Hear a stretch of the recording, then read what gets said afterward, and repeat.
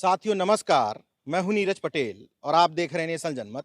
पूर्वांचल का एक बड़ा जिला, इस समय बस्ती में हूं मैं। यहाँ मेरी मुलाकात एक ऐसी शख्सियत से हुई जिससे मिल करके आप भी समझेंगे कि वास्तव में अर्जक विचारधारा होती क्या है। आद्या शरण चौधरी जी मेरे साथ में हैं, जिला जज यानी कि न्यायाधीश के पद से सेवानिवृत्त हैं। ये रिटायर्ड जज साहब का वाहन है, इसी से चलते हैं। ये झोला बगल में टांगे रहते हैं। क्या रहता है इस झोले में? इस झोले में कुछ साहित्य रह सकता है और कुछ हमारी जरूरी की चीजें हैं जिसको साहित्य में क्या कौन सा साहित्य? और अर्जक साहित्य। अर्जक साहित्य। हाँ। अभी मेरे सहयोगी नृपेंद्र ने आपके पैर छूने की कोशिश की, क्योंकि आप उम्र में बड़े हैं, बुजुर्ग हैं, उसको लगा कि आपका सम्मान किया जाए। क्यों मना कर दिया आपने? इसलिए कि सम्मान जो है, आदमी को पैर छू करके सम्मान होने का कोई औचित्य नहीं है, क्योंकि पैर हमेशा नीचा है। अच्छा। सम्मान हमेशा, अभिवादन हमेशा आदमी को बराबरी का होना चाहिए। दुनिया में 3 बड़े धर्म हैं।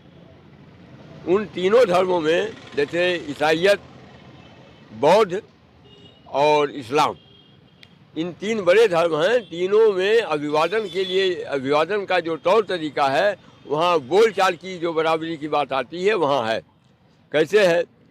ईसाईयत में है कि कोई भी एक जब मिलेगा तो कहेगा कि वो समय के हिसाब से है। अगर सवेरा है तो कहेगा गुड मॉर्निंग, तो दूसरा आदमी भी कहेगा गुड मॉर्निंग। मैंने ये कहता है आपकी प्रभात शुभ हो, तो दूसरा भी जवाब में उसको जो है शुभ प्रभात ही कहता है। बौद्ध में है कि जब कोई मिलेगा तो अभिवादन करेगा कि नमो बुद्धाय, तो दूसरा भी कहेगा नमो बुद्धाय। मैंने वो कहता है कि बुद्ध को नमस्कार है, तो ये भी कहता है कि बुद्ध को नमन है। अच्छा, अब इस्लाम में आइए। इस्लाम में है कि कोई जब किसी से मिलेगा तो कहेगा कि अस्सलाम वालेकुम, तो दूसरा भी कहता है कि वालेकुम सलाम, जिसका मतलब है कि वो कहता है कि खुदा आपको सलामत रखे, तो दूसरा भी उसका बराबरी का अभिवादन ही देता है कि आपको भी खुदा सलामत रखे। यहाँ कहीं भी ऊंच नीच का भेदभाव नहीं है, और अगर कोई किसी का पैर छूटा है तो उसको जवाब कैसे देगा वो? ऐसी स्थिति में हमेशा बराबरी का अभिवादन होना चाहिए, और बराबर बोल चाल की बराबरी का यही एकमात्र माध्यम है। इसलिए हमने इनको मना किया कि पैर छूने की प्रवृत्ति ये ब्राह्मणवादी प्रवृत्ति है, जहाँ जो ऊंच नीच की प्रवृत्ति पर है, और वो पैर छूने पर ब्राह्मण उसको आशीर्वाद देता है। तो जैसे कोई बुजुर्ग मिलता है हमको और हम उसका सम्मान करना चाह रहे हैं, हाँ। किस तरीके से करें? तो सम्मान हाथ जोड़ के कर लेंगे। अच्छा। हाँ, हाथ जोड़ के नमस्ते करेंगे, हम पहले करेंगे, वो बाद में हमको कहेगा और वो भी नमस्ते करेगा। कहीं किसी के बाद कोई ऐसी चीज़ नहीं है कि जो हम उसको दे दें और उसको मिल जाए। सम्मान ही सबसे बड़ी चीज़ है। दुनिया में हर आदमी की 2 भूख है, प्रदर्शित होता है। हाँ, 2 भूख है, तन को रोटी और मन को इज्जत। इज्जत मिलता है सम्मान देने से। अच्छा, एक बड़ी चीज़ है, इस समय मैं तमाम कार्यक्रमों में जाता हूँ, मैं देखता हूँ कि बुद्ध को मानने वाले लोग, बाबा साहब को मानने वाले लोग अगरबत्ती से पूजने लगे हैं उनको। कहते हैं कि चप्पल उतार दो और उसके बाद उन पर फूल चढ़ाओ। ये उचित मानते हैं आप? नहीं, बिल्कुल नहीं। हम बता दें, ये आज का भारत का बौद्धिस्ट 90% बौद्धिस्ट ब्रह्मवादी है। वो सारे संस्कार, सारे वो काम करता है जो ब्रह्मवाद के मंदिरों में हो रहा है। अच्छा। हाँ, उसी का द्योतक है। बुद्ध को पूजना भी वही? हाँ, बिल्कुल बिल्कुल बिल्कुल। बुद्ध जी ने जब कहा कि कहीं कोई ईश्वर नहीं है, तो बुद्ध को ही लोग भगवान बना दिए। अब जब भगवान बुद्ध बन जाएंगे तो दूसरे भगवान का विरोध कैसे होगा? यही कारण है, ये सब ब्रह्मवाद की शिकार है। अच्छा, बुद्ध को तो आप भी मानते हैं? नहीं, हम बुद्ध के विचारों को मानते हैं। अच्छा। हाँ, हम बुद्ध को मानते हैं। उन्होंने बुद्ध का केवल अंतिम उपदेश ही, जो उन्होंने अंत में कहा, उपसंहार में कहा कि किसी बात को इसलिए न मानो कि किसी महापुरुष ने कहा है या किसी बड़ी धार्मिक पुस्तक में लिखा हुआ है। किसी बात को इसलिए भी न मानो कि ज़्यादा लोग ऐसा करते चले आ रहे हैं।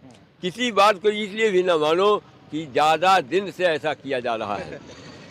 क्या माने? बुद्धि विवेक का। हाँ, तर्क की कसौटी पर जो सही उतरे केवल उसे ही मानना। ये इसलिए नहीं हम मान रहे हैं इसको कि महामना बुद्ध ने कहा। इसके पीछे कारण है, मनुष्य दुनिया में जितने जीव हैं, मनुष्य ही अकेला ऐसा विवेकशील जीव है, और उसने अपने विवेक से ही इस संसार के जितने चीज़ हम देख रहे हैं, जिसका हम उपभोग कर रहे हैं, ये मनुष्य के विवेक का परिणाम है। इसलिए मनुष्य का विवेक ही उसको रक्षा करता है, और उसकी अपनी ही नहीं रक्षा करता, उसने पूरे समाज के सभी जीव जंतुओं की रक्षा का उपाय बताए हैं। इसलिए विवेक ही का इस्तेमाल होना चाहिए और तभी मनुष्य मनुष्य कहलाने का हकदार है। ऐसे समय में जब दिखावा इतना ज़्यादा महत्वपूर्ण हो गया है कि किसी को अधिकारी तब समझा जाता है जब वो बड़ी गाड़ियों से चले, बड़ा घर बना ले। आप साइकिल से चलते हैं, तो कभी आपको ये महसूस नहीं हुआ कि लोग आपको रिटायर्ड जज मानते ही नहीं हैं? कोई न माने इससे कोई बहुत महत्व नहीं निकलता है, क्योंकि मैं अब जज नहीं हूँ। जी। मैं अब सामाजिक कार्यकर्ता हूँ। सामाजिक कार्यकर्ता के लिए जिसके बीच में जाता हूँ, उनकी जो परिस्थिति है उसी के अनुकूल हमको रहना चाहिए। अगर हम उससे ऊँचे की स्थिति में उनके पास जाएँगे, तो हमारी बात वो कितना स्वीकार करेगा, ये थोड़ा-सा सोचने का विषय होगा। तो ऐसी और दूसरा कारण है कि साइकिल से चलने से हमको जो शारीरिक व्यायाम करने की ज़रूरत पड़ती है, वो अलग से करने की ज़रूरत नहीं है। हमारा साइकिल चलाना ही हमारा व्यायाम हो जाता है, हमारे स्वास्थ्य के लिए लाभप्रद है। तीसरा लाभ जो है, हम गाड़ी से चलने वालों के विरोधी हैं, क्योंकि गाड़ी से जो धुआँ निकलता है, वो आज समाज को बहुत ही नुकसान पहुँचा रहा है। तो हम तो राजनीतिज्ञों को और अधिकारियों से अपेक्षा भी करेंगे कि 2 किलोमीटर तक की कोई भी यात्रा वो या तो पैदल करें या तो साइकिल से करें। क्योंकि उससे 2 क्षति है, क्योंकि जो पेट्रोलियम का खर्च होता है, वो आयात होता है।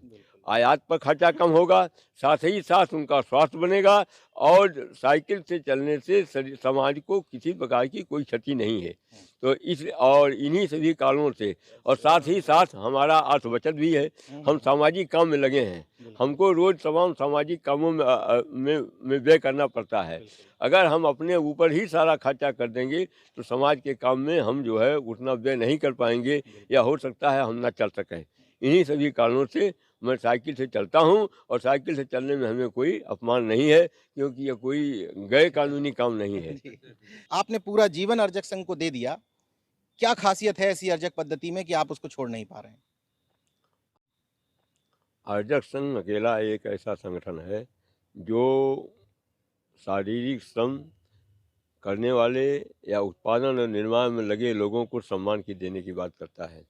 कोई भी देश तभी तरक्की कर सकता है जब निर्माण और उत्पादन में लगे लोगों को सम्मान मिले। इसलिए ये एक ऐसी विचारधारा है जो पूरे विश्व के लिए ही उपयोगी है। भारत में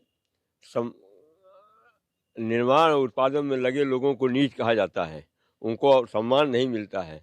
भारत की दुर्गति का मूल कारण यही है। वर्मा जी, अर्जक संघ के संस्थापक माननीय वर्मा जी, ये कहा करते थे कि जिस किसी मुल्क में काम करने वाले को सम्मान नहीं मिलेगा, उस मुल्क की तरक्की होना संभव नहीं है।